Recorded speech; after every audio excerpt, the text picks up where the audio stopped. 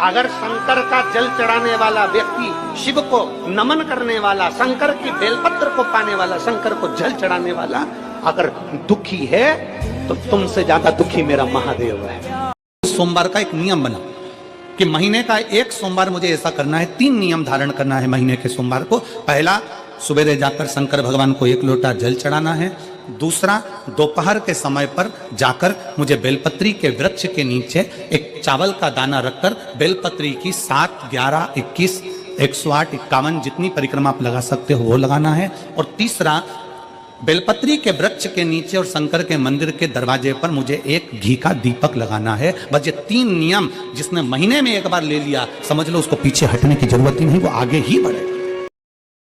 26 प्रदोष का, 24 तो 12 महीने की और अधिक मास की 2, 26 प्रदोष का फल एक क्षण में प्राप्त हो जाता है। एक क्षण में। कब? कहा जिस दिन प्रदोष का दिन हो, 26 प्रदोष में से कोई भी प्रदोष का दिन हो और प्रदोष काल में आप अपने घर से जल और एक हाथ में घी का भरा हुआ दीप लेकर जिस दिन शंकर के मंदिर में जाते हो, शंकर को जल चढ़ाकर हाथ का स्पर्श जलाधारी पर कर कर शिव मंदिर में दीप प्रज्वलित कर देते हो, 26 प्रदोष का पुण्य फल उसी क्षण प्राप्त हो। किसी भी प्रदोष में अगर शंकर के मंदिर में घर से जाते समय जल और एक घी से भरा हुआ माटी का दीपक बाती लगा हुआ लेकर चलेगा और शिव को जल चढ़ाकर पार्वती के स्पर्श कर कर दीप प्रज्वलन कर दें, बाबा को विनय कर दें, पूरी 26 प्रदोष का फल प्राप्त हो जाए।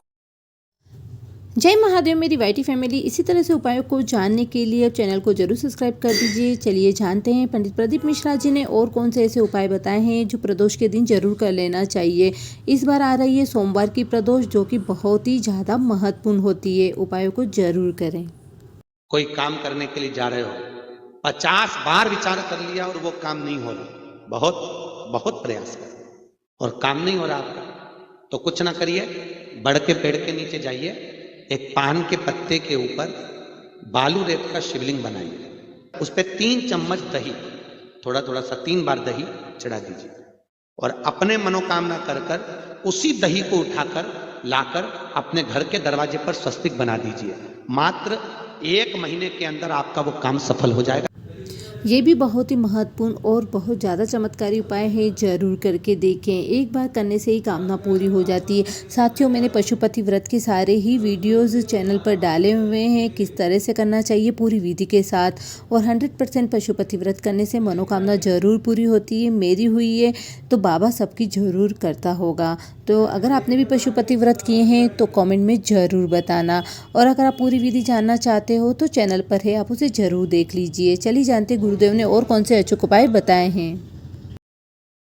प्रयास करना, जब जब जिस महीने में जो प्रदोष पड़ा करे, जब प्रदोष पड़े, बन सके 1 बेलपत्र, बन सके 5 बेलपत्र, शमी पत्र, हरे मुंह, हरा मुंह, बेलपत्र, कलश के अंदर थोड़ा सा पानी लेकर 1 बेलपत्र, हरा मूंग, शमी पत्र डालकर और उसमें थोड़ा सा गुड़ डालकर भगवान शिव का स्मरण कर कर प्रदोष काल में, मान लो कोई काम आपका बहुत जरूरी है, बहुत दिनों से अब थक गए हैं, नहीं हो रहा, कर्जा बढ़ रहा है, धन नहीं आ रहा, व्यापार नहीं चढ़ रहा, या कोई समस्या बहुत प्रबल है, कोई एग्जाम में बैठ रहे हो नहीं हो रहा, परीक्षा भी दे दी है, रिजल्ट आने ही वाला है, तो भी प्रदोष काल में, प्रदोष के समय वो जल, मूंग, शमी पत्र और बेलपत्र और गुड़ का शंकर के यह जल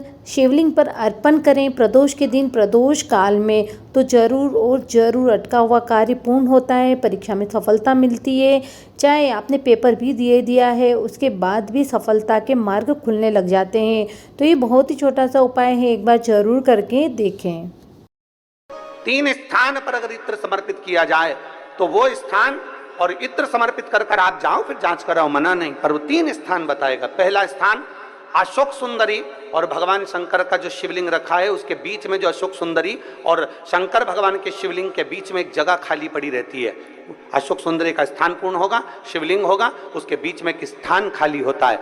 उस स्थान पर अगर जिस समय पर भगवान शंकर के जिस अशोक सुंदरी और शिवलिंग के बीच में जो स्थान है वहां पर अगर इत्र लगाया जाए। दूसरे नंबर पर शिवलिंग के ऊपर से लेकर नीचे के मध्य भाग में, जहां मध्य भाग है ये शिवलिंग, ये नीचे का भाग और मध्य भाग में अगर इत्र लगाया जाए। और तीसरा, भगवान शंकर का जो जल नीचे की ओर गिरता है, जहां जो पट्टी रहती है पानी नीचे आने की, उस पट्टी पर अगर इत्र लगाया जाए, ये 3 स्थान इत्र बड़ी बीमारी कभी नहीं होगी।